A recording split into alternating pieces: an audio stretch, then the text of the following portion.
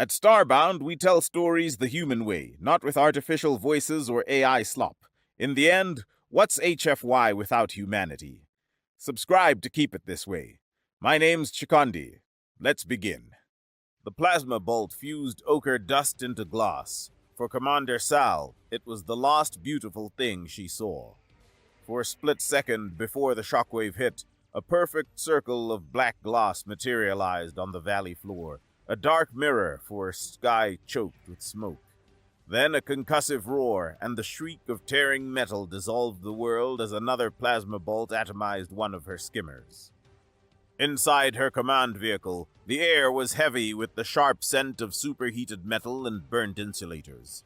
The low hum of the life support system sounded like a funeral dirge. Sal gripped the navigation console, her long, elegant, four-fingered hands leaving pale prints on the dark metal.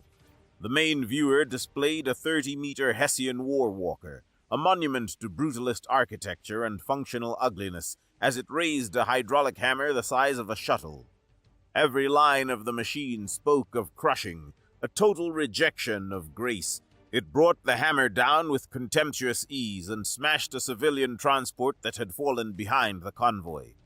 The vehicle, once a graceful expression of lumen design, flattened into a twisted, burning ruin. The comms channel dissolved into a cacophony of final curses and static-laced screams, then cut to dead air. The sudden quiet was more jarring than the noise. Sal's jaw locked so tight a spike of pain shot through her molars. Her people built their defenses around their glorious citadels, their towering spires woven from living metal and bone struts that shifted from pearly white to soft rose in the light. They believed that beauty alone was a deterrent. The Hessians simply hammered the walls down. Now the Hessians herded her convoy, the last organized remnant of the Lumen Defense Force and the fleeing civilian council, through the Great Weaver's Valley, slaughtering them systematically from a distance. Another walker pivoted its blocky torso on thick, piston-driven legs and fixed its single malevolent red optic on her skimmer. The high-pitched whine of its primary plasma cannon charging became the soundtrack to her world's end. She closed her large, dark eyes, her smooth, gray features settling into a rigid shape of bitter acceptance. Her military doctrine, her culture's whole approach to conflict, amounted to a fragile, beautiful vase. The Hessians brought a hammer. They studied war as a philosophical exercise, a clash of strategies as elegant as a master's tapestry. The Hessians studied war as applied physics. Overwhelming force equals victory. Their logic proved distressingly effective. "All is lost," she whispered to the ghosts on the comms. The words felt like swallowing dust. An atmospheric shriek pierced the din of battle. The sound was the tortured scream of emergency braking thrusters pushed to maximum overload. Sal's eyes opened. A blazing object streaked down from the upper atmosphere, its ablative shielding boiling away in a teardrop of fire. The object's size and speed ruled out a Hessian warship, its deliberate path a meteor. This was an arrival, not an orbital strike, a very angry arrival. It executed a brutal litho-braking maneuver. It skipped off a high ridge, then plowed into the rocky cliffs that overlooked the valley. The impact produced a deafening groan of stressed metal and the final explosive roar of a dying engine. The pod gouged a 100-meter trench in the cliff face and stopped violently, throwing a cloud of pulverized rock and ochre dust into the air. The ground shook, and for a moment, the universe became that single deafening impact. Emergency heat vents hissed and poured distorting waves of superheated gas into the air around the half-buried craft. Then a voice crackled to life. It broadcast on a broad-spectrum emergency channel that cut through the chaos. The clipped, clear voice spoke a brutally functional version of standardized galactic trade tongue. "Broadcasting on all active frequencies. This is Human Catalyst Team Kindling. We are on the ground. You have hostiles closing on your 6. Advise you find a hole and pull it in after you. We'll keep them busy." Sal stared at the comm unit as if it had just cursed her ancestors. One of her aides, a young officer named Liren, His face, a canvas of terror, pointed a trembling finger at the smoking wreck on the cliffs. His voice was a choked mix of disbelief and something she hadn't heard in weeks, a sliver of absurd expectation. "Commander, a drop pod! A human drop pod!" The words felt like both prayer and curse. The humans, the infamous Deathworlders from the gravity well hell called Earth, the allies who had remained silent for so long while her world burned. The Hessian walkers, their machine logic momentarily disrupted by this new, unclassified variable, hesitated. Their massive torsos pivoted. Targeting sensors swept the dust cloud to quantify the threat. A percussive thump blew a reinforced metallic door outward from the smoke and settling dust. It landed 20 meters away with a clang that echoed across the valley. The frame was too warped to open any other way. 4 figures emerged, silhouetted against the distorting heat from the vents. They were small, brutally compact compared to the tall, slender Lumen. They moved with a low, predatory purpose, their bodies built for stability over elegance. They hauled heavy packs and coils of dark rope, their movements spare and sure despite the violence of their arrival. They completely ignored the 30-meter god machines in the valley below, their attention focused entirely on their gear as if they unpacked for a camping trip. "Get me over there!" Sal snapped at her pilot. The skimmer banked hard, its anti-grav engines kicking up a fresh storm of dust as it settled near the human pod. She stumbled out before the ramp fully lowered, her uniform torn, her face gaunt with fury and sleeplessness. The air here was hot and smelled of burnt rock and superheated air that carried a faint metallic taste. 4! She spat, the word tasting like ash. She walked towards the lead human. He calmly checked the tension on a simple leather sling. "After our cities burned, after our armies were broken, the Great Human Federation sends 4 soldiers?" She gestured wildly at the nearest warwalker, which had resumed its advance. "What are you meant to do? Write a strongly worded report? This is an insult, not a rescue." The lead human, Ibn, finished checking the load in his sling. A heavy, fist-sized rock rested in its cradle. He ignored the walker. He ignored his team. He looked from Sal's desperate, enraged face to her trembling hands, then back to her eyes. A thin, dangerous grin split his dust-caked features. The smile held no friendship, only the predatory glee of a wolf that had just spotted a particularly stupid sheep. "Commander," he said, his voice a low gravel, calm amidst the chaos. "The rescue fleet is 6 weeks out. Best case. We're the appetizer." He hefted the rock in his sling. "And as for your other question, 4 is enough." An hour later, they were hidden. The human team, moving with an instinct for terrain that bordered on supernatural, guided the Lumen remnants into a network of caves, a former sculptor's warren carved deep into the cliffside. The cool air smelled of damp stone and ancient dust, a welcome relief from the battlefield outside, where the Hessians now glossed the abandoned convoy, one vehicle at a time. Sal stood before a flickering hollow map projected onto a flat cave wall. Her voice was a strained monotone, the sound of a commander reciting an obituary for her own army. "Their forward lines are anchored by 12 Goliath-class warwalkers. Armor is a triple-layer composite, proof against anything short of a capital ship's main gun. We have no viable anti-armor assets remaining." She pointed to a winding canyon on the map. "And here, the glass ravine, a place of great beauty and greater danger. Its walls are unstable quartz. Our own laws forbid passage with any heavy vehicle.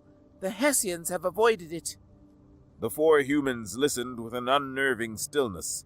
Ibn, the leader, leaned against a rock, arms crossed. Maris, the team's ecologist, crumbled a piece of local soil between her fingers. Roger, the demolitionist, sharpened a knife on a whetstone, the rhythmic shik-shik a counterpoint to Sal's voice. Tala, the medic, checked the seals on her medkit one by one. When Sal finished, she expected questions about force disposition, patrol routes, or counter-battery fire procedures. Instead, Ibn pushed himself off the wall and pointed a grimy finger at a series of ridges. "These ridges," he said, his voice flat. "What's the rock type? Igneous? Sedimentary? What's its shear strength?" Saul stared. "That information is absent from the military database." Maris spoke without looking up. "Any geothermal vents in this range? High sulfur compounds in the local flora? I'm smelling something interesting in the soil." Roger paused his sharpening and held up a jagged piece of metal he'd scavenged from a destroyed skimmer. "Lumen alloy. What's its work-hardening coefficient?" Tala finally looked up from her kit, her eyes direct. "What are the most direct battlefield injuries your people have sustained? Plasma burns? Kinetic trauma? I need to know what I'm patching." A surge of incandescent frustration filled Sal. They ignored her meticulously gathered military intelligence her people had died for, to ask about geology, gardening, metallurgy, and medicine. "Those details are irrelevant," she snapped, her voice echoing in the cavern. "A war walker is bearing down on us, and you want to discuss rocks and roots?" Ibn shook his head slowly, his gaze unwavering. He walked to the map and wiped away the glowing tactical symbols with the back of his hand. "Commander, you are still thinking like a soldier. You are focused on their army. We're focused on making their stay so profoundly unpleasant they pack up and leave." He tapped the bare rock of the cave wall. "The Hessians are fighting a war. We're about to start a hunt, and the hunter knows his terrain." That night, under the pale double moonlight of her homeworld, Sal learned what he meant. She and Tolan, a young civilian engineer who had managed to save a cache of geological survey drones, watched a live feed huddled in the cave entrance. On the screen, two small figures, Ibn and Roger, ascended a cliff face that Lumen records marked simply as unclimbable. They used no anti-grav tech, no thruster packs, just the rhythmic, metallic tink, tink, tink of pitons driven into rock. The whisper of rope paid out, and the occasional grunt of exertion carried on the wind. They moved with a terrifying vertical grace, a synergy that spoke of 1,000 such climbs. They flowed up the cliff, becoming part of the rock. They were predators, taking the high ground. Near the top, a small rock slide, dislodged by Roger's boot, tumbled down. Sal flinched, but the two humans barely reacted, clinging to the rock face like lichens. The drone's enhanced optical feed showed that Roger's gloved hands were raw and bleeding from the abrasive, quartz-laced rock. He ignored it, his entire being focused on finding the next hold. This display of physical endurance was both horrifying and awe-inspiring. Her people, with their slender frames and lighter gravity evolution, would need harnesses and automated winches to ascend a tenth of this height safely. These creatures, these humans, were simply built differently. They were forged in a world that demanded such hardness, a world that killed you for a moment's inattention. "They're bones," Tolan whispered, his eyes wide at a biometric overlay from the drone. "Their bone density is almost triple our own. Their muscle fibers are thicker, more tightly packed. How can any species evolve like this?" "They call their world a death world," Sal murmured, her gaze fixed on the screen. "I'm beginning to understand why." They were monsters who happened to be soldiers, and for the first time in a long time, Sal was profoundly grateful they were on her side. At dawn, the team was in position. From their perch on the unclimbable cliff, the valley floor looked like a tactical map laid out for inspection. A lone Hessian walker, a scout, patrolled below. It moved with the arrogant confidence of an apex predator in a land with no challengers, its heavy footfalls echoing in the morning stillness. In their makeshift nest, Roger carefully uncased a small, dense cylinder from his pack, one of his few remaining military-grade shaped charges. He handled it with the reverence of a priest with a holy relic. He prepared to pack it into a ceremonial Lumen burial urn, one of a dozen they retrieved from a sealed tomb the night before. Tolan guided them, his features a study in sorrow as they violated the sacred space. The urns were made of vitrified ceramic, a material fired in a volcano's heart and said to last an eternity. It was also, as Roger confirmed by testing a shard, non-reactive and incredibly heat-resistant. "The physics are simple," Roger muttered to Ibn, his voice a low rasp as he lined the urn with a thin layer of ablative paste.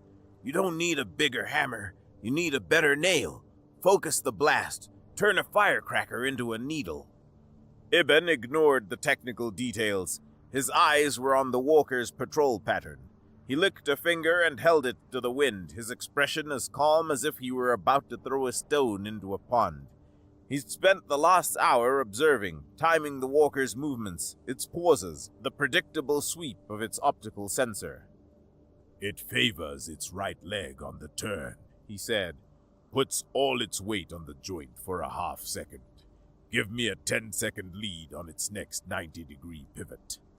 Taking the modified urn from Roger, his movements spare and sure, Ibn carefully loaded it into the catapult's cradle. The weapon was a crude, ugly thing, assembled from scavenged skimmer parts and high-tensile vine reeds, but it had a brutal, undeniable purpose. "Ready," Roger grunted, his eyes also locked on the walker. 3, 2, 1, fire, Ibn said, his voice level. He yanked the release lever. The catapult arm snapped forward with a deep thwump. The urn sailed into the air, a silent, graceful arc against the pale morning sky. For a long, heart-stopping moment, it looked like it would miss, sailing wide. Sal held her breath as she watched the drone feed from the cave. Then gravity took over. The urn's trajectory curved perfectly. It smashed directly onto the walker's massive, heavily armored knee joint with a sound no louder than pottery breaking. The explosion was shockingly small, a muffled thump, barely audible over the walker's own engine noise, a tiny puff of smoke. But the shaped charge did its work. A jet of superheated plasma and molten copper, focused to a microscopic point by the concave lining of the charge, punched through the armor like a hot needle through wax. It vaporized the primary hydraulic piston within the joint in a millisecond. For a second, nothing happened. The walker continued its turn. Then it tried to take its next step. The joint failed. With a deafening shriek of tortured metal that echoed for miles, the multi-ton leg buckled. The machine lurched, its own immense momentum suddenly becoming its enemy.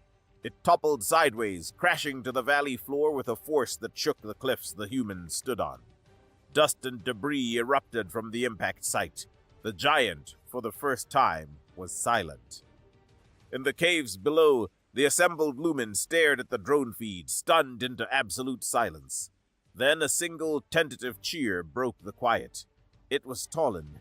The sound spread like a contagion, a wave of explosive, disbelieving joy. Up on the cliff, Ibn already scanned the horizon for the inevitable response team. "One down," he said, turning to Roger. "Now we go and annoy the neighbors." The Hessians' arrogance was a resource more valuable than any weapon. Their forward repair and refueling depot was a hastily constructed mess of prefabricated shelters and stacked supplies, thrown up in a small canyon with the blatant assumption that no meaningful resistance remained. Roger noted the sloppy patrol routes, the exposed fuel conduits, and the single, lazy sentry drone with the quiet contempt of a master craftsman observing shoddy work. The valuable components, spare actuator joints for the walkers, delicate power converters, were stacked on open-air pallets under simple thermal tarps. It was an invitation. That night, with Tala providing overwatch from a high ridge with a high-powered scope, her calm voice occasionally reporting patrol movements in his earpiece, Roger moved through the depot like a ghost. He wore a dark, non-reflective suit, his movements fluid and silent. Big, spectacular explosions were for amateurs and Hessians. Roger worked like an artist, and his medium was chaos. He placed small charges, each no bigger than his thumb, with minute, deliberate movements. One on a primary fuel pump, tucked away from view. Another slipped into the cooling fins of a stacked fusion core awaiting installation. A few more, looking like simple magnetic clamps, on the delicate knee joints of the spare walker legs on the pallets. He even found the main comms uplink and attached a tiny charge to the primary data cable. He was in and out in 20 minutes, a whisper in the dark. He was a full kilometer away, back in the rocks with Tala, when the first charge went off, triggered by a simple delayed detonator. The fuel pump seized, then ruptured, spewing flammable plasma coolant over the supply pallets. A second charge, timed 30 seconds later, ignited the pool of coolant. The fire was sudden and intensely hot. This triggered thermal alarms, which in turn activated the fire suppression system. Unfortunately for the Hessians, Roger had placed a third charge on the main water pipe for the suppression system. It blew a neat hole in the pipe 100 meters from the depot, creating a lovely but entirely useless geyser in the desert. The heat from the fire caused the unsecured fusion core to overheat. Its containment field failed, and it detonated, unleashing a massive electromagnetic pulse. The pulse fried every unsecured electronic system in a 200-meter radius, including the sentry drone and the depot's control systems. The final charges on the spare walker legs went off in the confusion, subtly warping the delicate joints and rendering them into multi-ton paperweights. The result? A symphony of systemic collapse. The Hessians lost more combat readiness from a handful of tiny bombs than they had in the last major battle against the entire Lumen army. On the ridge, Tala lowered her scope. "Messy," she commented, a hint of admiration in her voice. Roger just grunted, already cleaning his tools. The job was done. Overlord Baldasser's command deck, aboard his orbiting dreadnought, was a chamber of polished chrome and black volcanic glass. A deep tremor in his jaw was the only sign of his rage. The reports scrolling on his main holo display made no sense. A Goliath-class walker, disabled by what the initial panicked report called a geological event. A forward depot crippled by what the follow-up analysis labeled multiple simultaneous catastrophic minor system failures. Gibberish. He brought up the forensic analysis from the downed walker. A young, nervous Hessian tech analyst stood before him, his broad shoulders slumped in apprehension. "My lord," the analyst stammered, avoiding eye contact with the massive, leather-skinned warlord.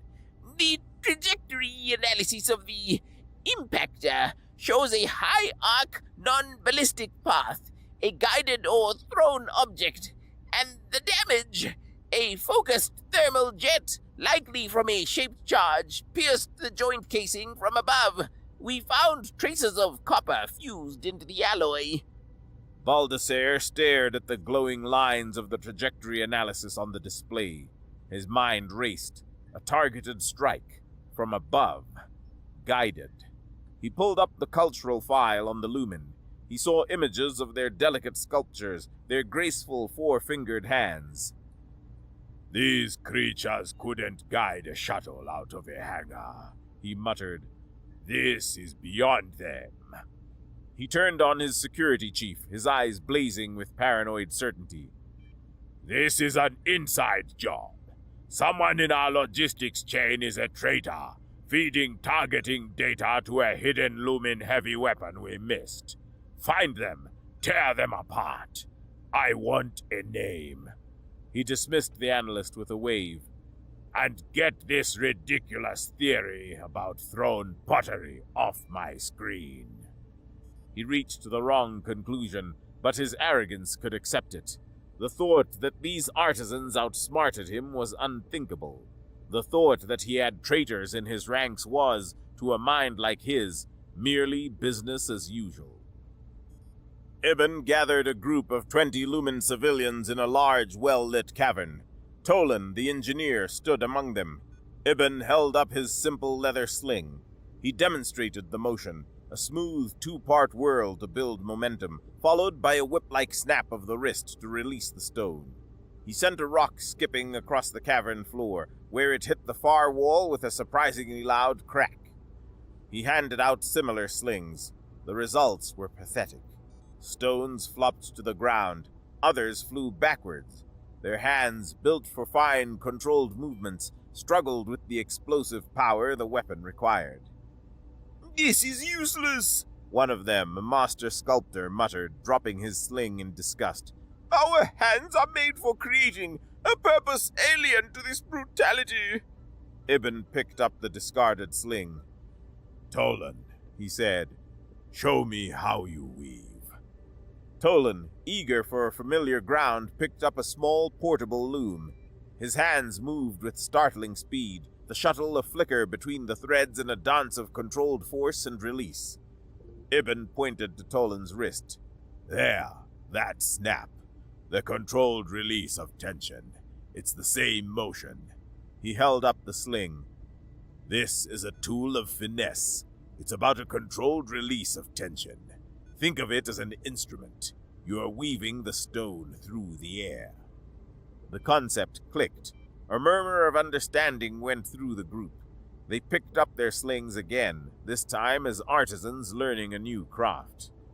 For the next 3 days, the caverns echoed with the whistle of slings and the thud of stones against padded targets. They progressed slowly, with much frustration.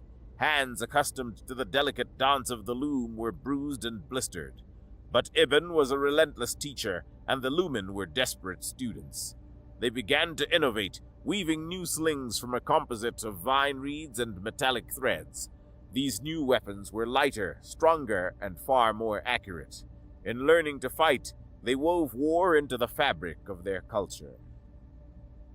While the slingers trained, Maris led Tolan through a blackened field that had once been a hidden Lumen farm. Tolan mourned the loss of heirloom seed strains. Maris, however, got on her hands and knees in the dirt, her eyes scanning the ground with fierce intensity. She carefully gathered the few surviving seeds. "A library of burned books is a tragedy," she told Talon, her voice rough. "A field of burned seeds is a temporary problem. The information is still in there." She led him to a damp, cool cave where she had set up a makeshift lab. 3 days prior, she mashed native starchy tubers into a pulp and added a packet of aggressive earth-born yeast. Now a steady stream of bubbles escaped the airlock on the large ceramic pot. The mash fermented into a high-proof alcohol. "The soil provides," she said, tapping the pot. "Today it gives us fuel for incendiaries, but tomorrow, after the Hessians are gone..." She held up a single tiny seed between her thumb and forefinger. "It will give you bread." Tolan watched the bubbles rise, a symbol of life persisting in the dark. He understood. True survival came from protecting the potential for a new harvest, not from hiding scrolls in a cave. The constant pinprick attacks finally drove Overlord Baldassir to madness. Annoyed and impatient, he dispatched a squadron of 3 hunter mechs, smaller, more agile machines than the Goliath walkers, designed for scouting and anti-infantry operations. They were faster, quieter, and equipped with rapid-fire plasma repeaters and advanced sensor suites. Their mission was simple: sweep the foothills, find the source of the disruptions, and eradicate the vermin responsible. Baldassir saw this as a simple extermination mission. He failed to realize he was sending his trained hunting dogs into a trap set by true predators. Ibn and Sal used the Hunter Squadron's approach as a live-fire final exam for the now-capable Lumen slingers. They chose their ground with meticulous care, a narrow rocky pass filled with house-sized boulders and natural choke points, a place where the Hunter's speed would be useless. When the 3 mechs entered the pass in single file, the attack came, sudden, silent, and overwhelming. From all sides, a coordinated storm of stones erupted. The Lumen, armed with their master-crafted composite slings, ignored the thick torso armor. Ibn drilled them relentlessly on one target only. They aimed for the optics. Dozens of heavy, sharpened stones slammed into the red sensor eyes of the mechs. The sound was like a shower of heavy gravel on a reinforced window. The armored glass crazed, then shattered. Blinded and disoriented, the machines fired their plasma repeaters wildly, brilliant bolts of energy searing black scars across the rock walls. As they stumbled, Roger and Tala, positioned on the cliffs above, triggered a series of small explosive charges. The blasts triggered small rock slides, carefully calculated to herd the blinded machines into prepared deadfalls and tripwires made of high-tensile vines. One hunter, staggering forward blindly, caught its foot in a vine snare and toppled face first into a deep crevice. The second was disabled when a volley of aimed rocks jammed its hip actuators, causing it to seize up. The third came down under a concentrated volley of the new incendiary pots, filled with Maris's potent biofuel. They shattered against its torso, bathing the machine in flaming liquid that overwhelmed its heat sinks and caused a systemic failure in its power systems. The victory came with decisive brutality, but it was messy.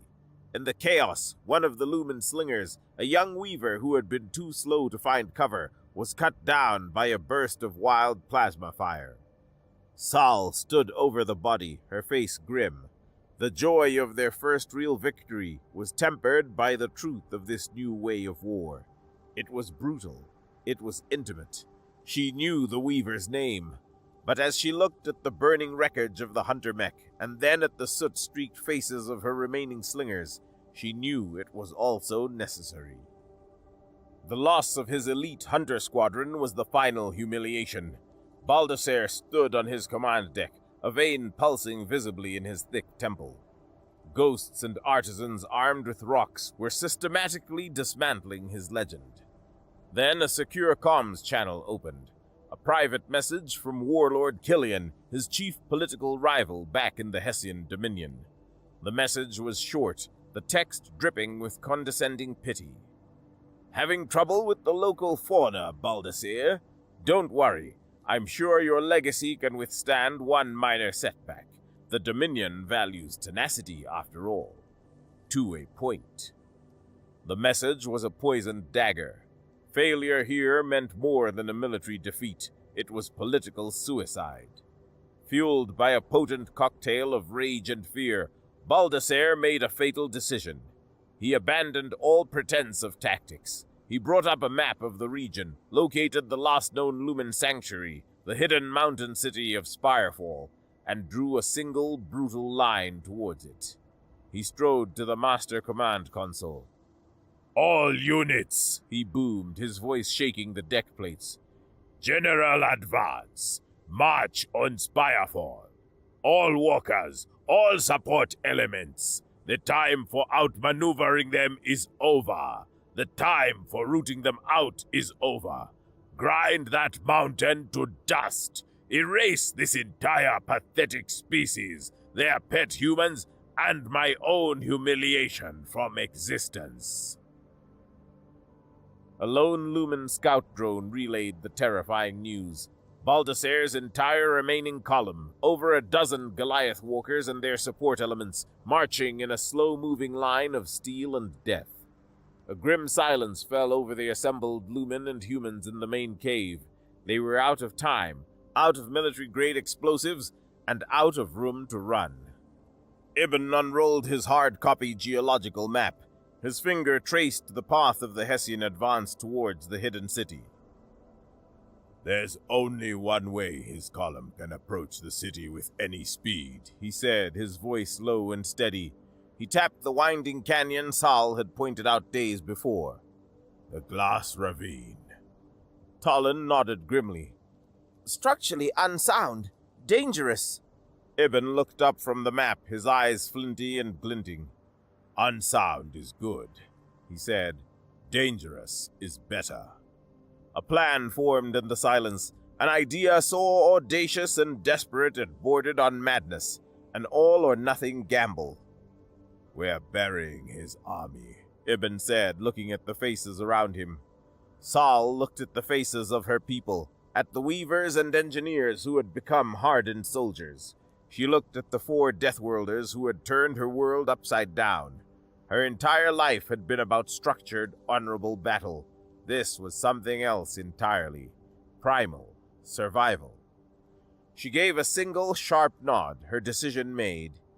"We do it your way." The 24 hours before the battle were a blur of frantic, focused activity. The entire surviving Lumen population mobilized. There were no more civilians. The division between human expertise and lumen skill vanished, replaced by a seamless, desperate collaboration. High on the glittering walls of the glass ravine, Tala and Roger led teams of the most agile lumen. Using climbing skills honed by generations of mountain sculptors, they helped Roger place his last precious explosive charges at key structural fault lines, every charge a deliberate cut designed to sever the canyon's keystone points. Below, in a series of hidden caves, Maris and Tallin oversaw an assembly line. They poured biofuel into the aerodynamically shaped ceramic urns, etched with patterns that served as both cultural defiance and aerodynamic stabilizers. Sal, now a true guerrilla commander, moved between the groups. Her voice, once brittle with despair, was now sharp and clear with command.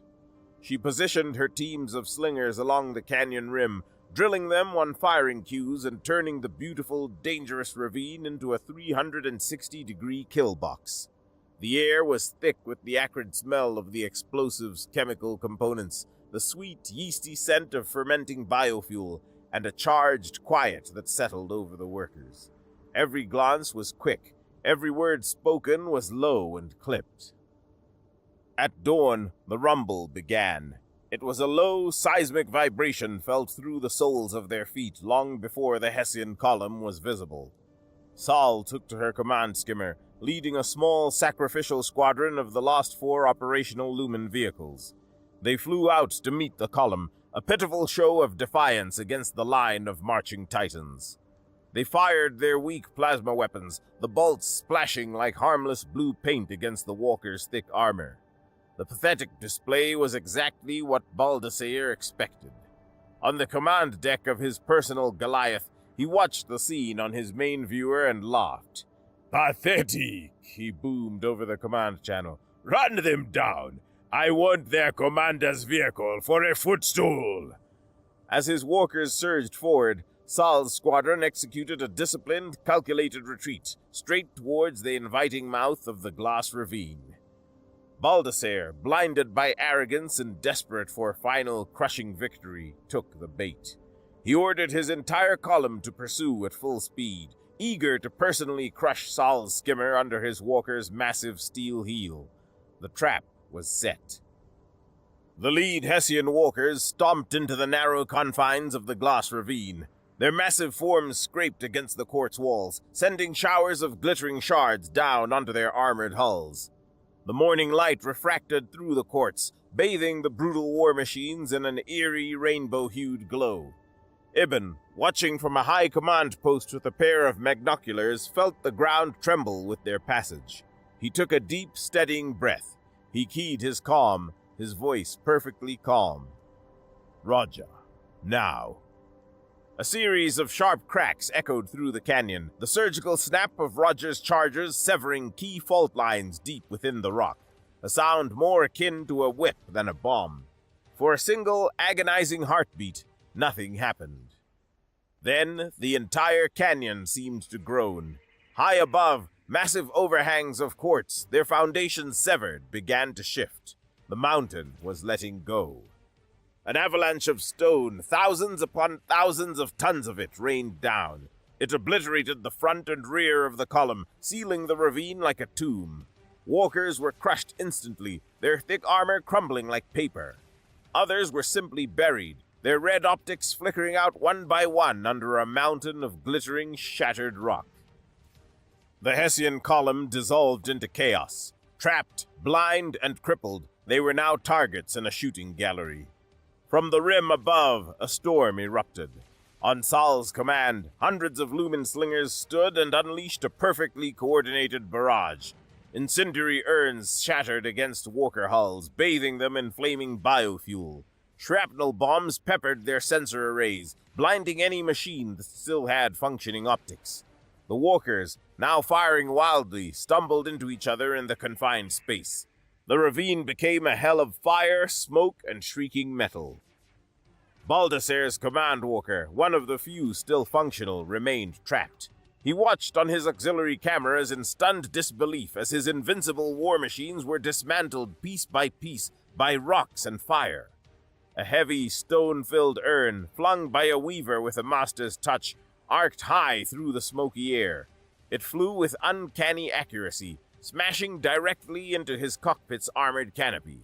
It failed to penetrate, but a network of spiderweb cracks erupted across the viewport.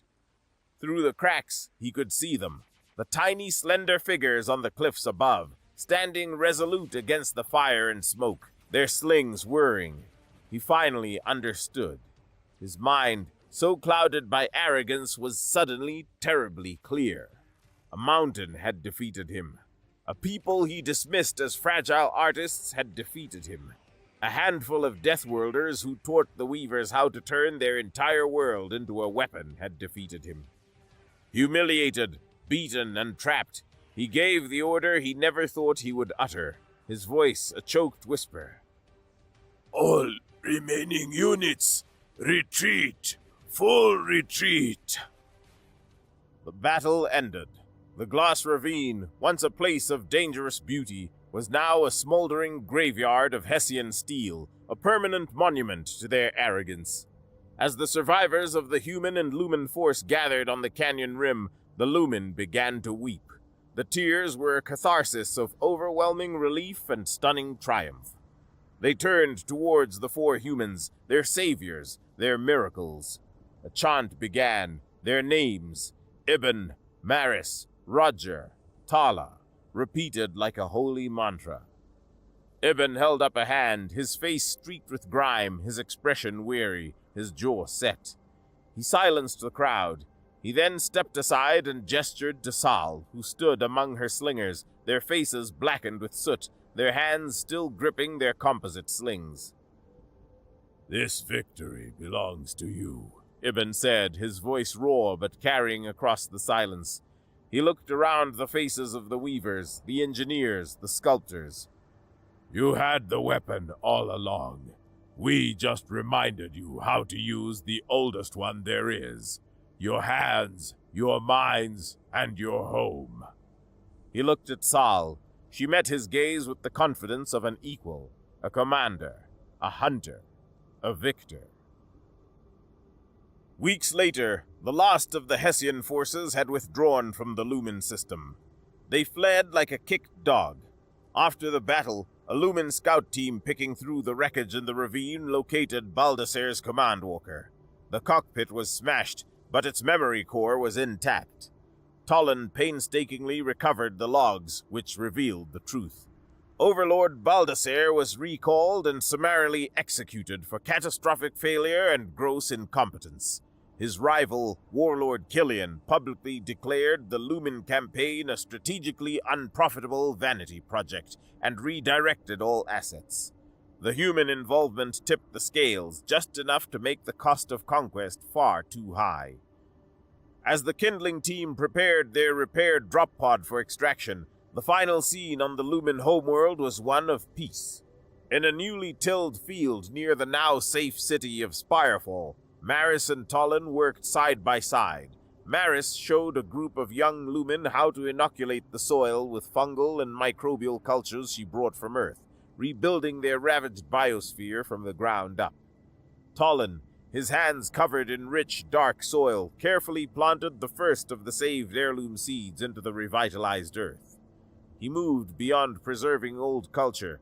He was creating a new one, a culture of resilience, rooted in the hard-earned soil of survival. Sal stood on a nearby hill, watching them. A quiet, steely resolve had settled onto her features, smoothing away the gaunt lines of despair. The humans were leaving. They left behind a living, growing future, a legacy more potent than any monument, treaty, or grand declaration. A garden planted in the wreckage of a war they had taught others how to survive.